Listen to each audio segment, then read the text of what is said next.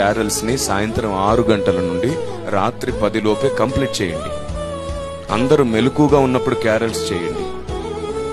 ఆ క్యారల్స్ టైంలో ఏసే దేవుడు ఏసే దేవుడు అని అరవడం కాకుండా యేసు మాత్రమే ఎందుకు దేవుడో ఆధారాలతో ఒక కరపత్రం ఉంచి వారు బాధపడేటట్లు కాకుండా వారికి ఆలోచన కలిగేటట్లు సువార్త చేస్తూ వెళ్ళండి.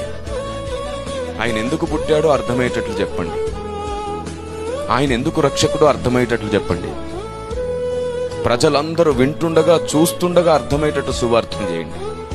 ఇలా చేయలేకపోయారనుకోండి, ఇంకో పని చేయండి. పోనీ మీ వీధిలో ఎంతమంది ఉంటారో అంతమందికి ఎవరైనా సరే విశ్వాసి అయిన వాడు ఒక వీధిలో ఉంటే వారందరినీ ప్రేమ విందుకు పిలుచుకోండి. ప్రేమ విందు పెట్టలేరు అనుకోండి, ఒకవేళ కనీసం వారిని టీ బిస్కెట్ కోసం పిలవండి. పలహారాలు ఇస్తారుగా, పొట్లాటుగా చిన్న చిన్న పొట్లాలు కడతారుగా, అదేదో చిన్న ప్లేట్లో పెట్టి చక్కగా పలహారానికి పిలవండి.